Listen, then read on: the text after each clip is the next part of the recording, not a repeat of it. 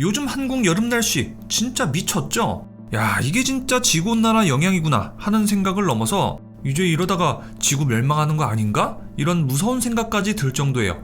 2025년에 한국은 역대급 폭염을 맞았습니다. 올해 6월 한국의 평균 기온은 22.9도를 기록했어요.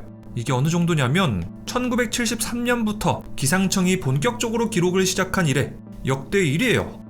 작년 6월도 사상 최고였는데 올해는 그것보다 더 더운 거예요. 가장 시원한 여름은 바로 올해 여름이다 라는 우스갯소리가 정말인 거예요. 심지어 울산에서는 아스팔트가 열에 못 이겨 깨지고 들뜨는 현상까지 발생했어요. 서울은 6월 30일 폭염주의보가 발령됐습니다. 그로부터 단 일주일 만에 7월 7일 폭염경보로 격상됐어요. 이것은 작년보다 무려 18일이나 빠른 기록이에요. 2024년에는 7월 25일에 전국에 폭염특보가 내려졌는데 이것은 20일 이상 앞당겨진 거예요. 이렇게 폭염은 점점 더 빨라지고 그 기간도 늘어나고 있어요. 심지어 한국은 백두대간 동쪽 제주 산지를 제외하면 전국이 폭염특보 지역이에요. 올여름 더위는 진짜 역대급이에요. 지난 주말에는 기온이 38도까지 올라갔고 극한호우에 이어 또다시 폭염이 일어났어요. 자, 그렇다면 2025년의 한국은 왜 이렇게 더운 걸까? 이것은 지구온난화 그리고 열돔 현상이 만든 결과예요. 열돔 현상이라는 거는 북태평양 고기압 그리고 티베트 고기압이 동시에 확장되면서 대기 하층과 상층이 두꺼운 뚜껑처럼 한반도를 덮어버리는 현상이에요. 열이 한반도에 갇혀서 빠져나가지 못하니까 마치 두꺼운 이불을 뒤집어 쓴 것처럼 더워지는 거죠. 게다가 요즘 6월과 8월처럼 비가 적게 오는 시기에는 폭염 일수가 확 늘고 있어요. 해수면 온도도 올라가면서 습도까지 더해지니까 체감 온도는 실제 기온보다 훨씬 더 높아지고 사람들은 더 지독한 더위를 느끼는 거예요. 이런 폭염은 그냥 불편한 수준이 아니에요. 실제로 한국에서는 사망사고도 나오고 있어요. 한국의 등산객을 포함한 시민들은 열사병 등으로 사망한 사례가 벌써 보고됐어요. 전기 사용량도 사상 최대치입니다. 그리고 저도 요즘 야외에서 운동을 하다 보면은 거의 샤워한 수준으로 땀이 흘러요. 온몸이 다 젖어가지고 바지도 다 젖고 양말에 운동화까지 다 젖을 정도예요. 너무 습하고 더워가지고 꼭 마치 더운 물에 그대로 빠져있는 느낌이에요. 자, 더 심각한 건 이런 현상이 한국만의 문제가 아니라는 거예요. 지금 지구 전체는 말 그대로 끓고 있어요. 6월 29일 포르투갈 내륙 모라 지역은 무려 46.6도를 찍었습니다. 그래서 이 지역에선 69명 이상이 사망했다고 해요. 프랑스 파리 전역에는 최고경보, 적색경보가 내려졌고 에펠탑 정상 출입이 금지됐어요. 게다가 1900개 초중고교에 휴교령이 내려졌습니다. 학부모와 아이들 모두 정말 힘든 상황이었죠. 스페인 안달루시아 지방의 우엘바 지역은 기온이 46.2도까지 치솟았고 6월 신기록을 경신했어요. 스페인에서는 6월 한 달에 폭염 관련 사망자만 380명 이상입니다. 또 스페인은 폭염 때문에 카탈루냐 지역에 산불이 일어났고 2명이 사망했습니다. 이탈리아는 18개 도시에 적색경보가 내려졌고 건설 현장은 작업 중지 명령이 내려졌습니다.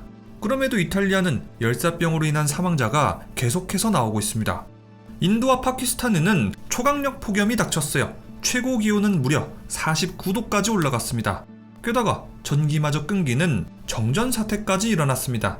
시민들은 극도의 고통을 호소하고 있지만 사태 해결 방안은 보이지 않습니다.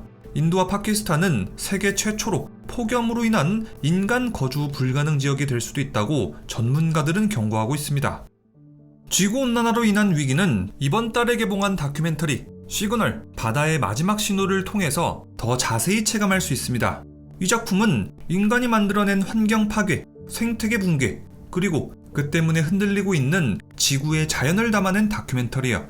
그 중에서도 특히 호주의 그레이트 베리어 리프가 사라지고 있다는 내용이 나옵니다. 바다는 단순히 푸른 풍경이 아니에요. 지구 전체 햇빛 대부분을 흡수하는 거대한 열 저장소예요.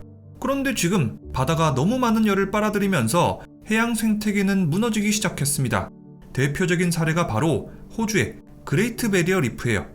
몇 년 전부터 산호들이 하얗게 변하는 백화 현상이 빠르게 확산됐고 지금은 일부 지역이 완전히 죽어버린 상태입니다. So coral bleaching is a stress response by corals.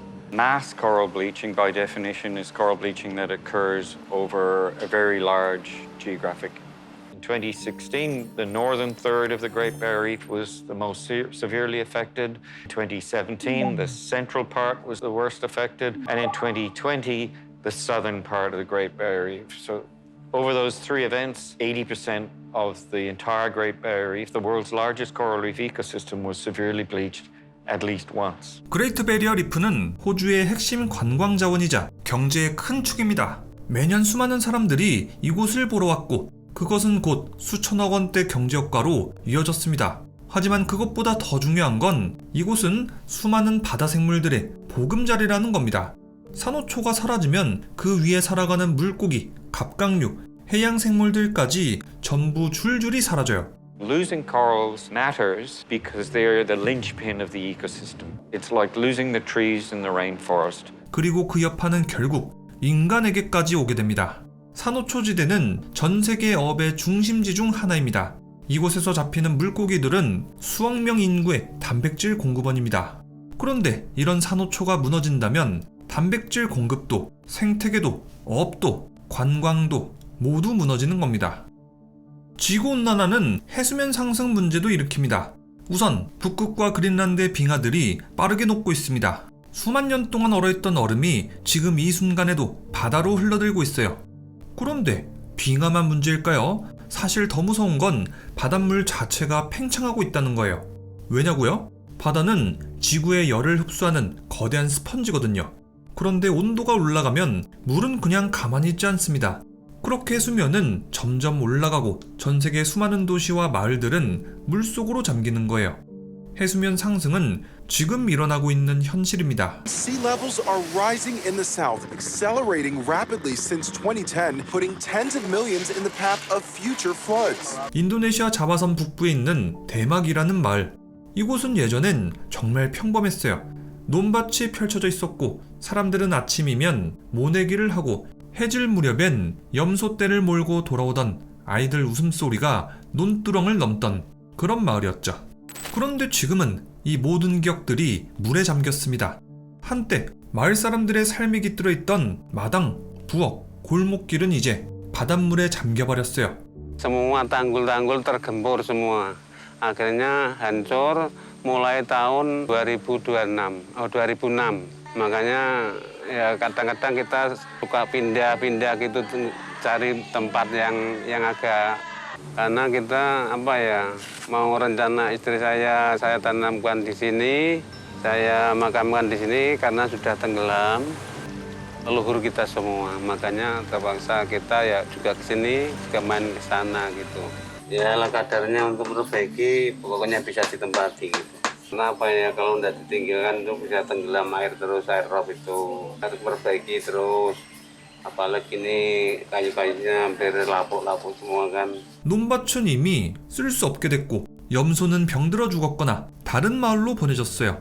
남은 사람들은 이제 생존을 위해서 배를 타고 물 위를 떠다니며 물고기를 잡거나 조개를 채취하면서 생계를 유지합니다. 하지만 그마저도 오래가진 못할 겁니다. 이 마을은 바닷물에 완전히 잠겨 사라질 예정이거든요. 이런 해수면 상승 문제는 방글라데시, 투발루, 태평양의 수많은 섬들까지 전 세계적으로 동시에 벌어지고 있습니다. 자, 이렇게 지금까지 2025년 대한민국의 폭염, 전 세계가 겪고 있는 지구온난화, 그리고 이번 달에 개봉한 환경 다큐멘터리 시그널 바다의 마지막 신호까지 소개해봤습니다. 이 다큐의 제목 시그널은 바다가 보내는 마지막 신호라는 뜻이에요. 이 신호를 들은 목격자들의 생생한 이야기가 담겨있죠. 저는 이번에 운 좋게 사전에 이 작품을 먼저 볼 수 있었는데요. 먼저 이 작품은 지구 전체의 생태계가 인간 때문에 무너져가는 현실을 보여줍니다.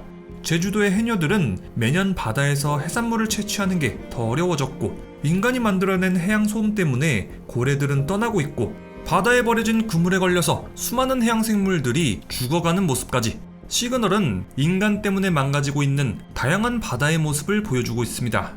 하지만 시그널은 우리에게 이런 희망적인 메시지를 주고 있습니다.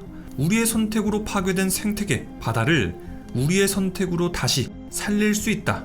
멕시코의 카보 풀모, 이곳은 한때 잘 나가는 어촌마을이었습니다.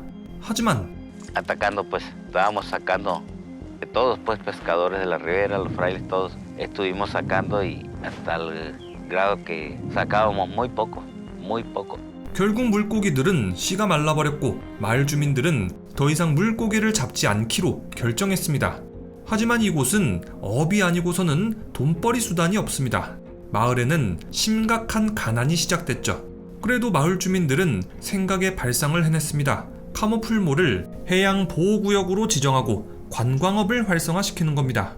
마을 주민들은 오랫동안 멕시코 정부를 설득했고 그 결과 카보풀모는 국립해양공원으로 지정됐습니다. 이제 카보풀모는 손으로 거북이를 잡을 수 있는 멕시코의 유일한 장소가 됐습니다. 평범한 어촌이었던 한 마을이 바닷속 생태계를 살리기 위해 어업을 중단하고 30년 후 가장 강력한 해양보호구역으로 변하게 됐다는 큰 영감을 주는 이야기. 해양 다큐멘터리 시그널은 이렇게 말하고 있습니다. 인간이 마음만 먹는다면 해양 생태계를 다시 되살릴 수 있다. 자, 우리 부엉이들도 이렇게 무더운 여름이지만 한 번쯤은 시간을 내서 시그널 같은 영화 한 편 보면서 진짜 우리가 앞으로 뭘 해야 될지, 어떻게 이 환경 위기를 늦출 수 있을지 한번 생각해보는 계기를 만들어보는 건 어떨까요? 시그널은 유튜브 영화에서 바로 보실 수 있습니다. 한 번쯤은 이 바다의 신호에 귀 기울여 보시길 추천드립니다. 그럼 지금까지 리뷰형이었습니다.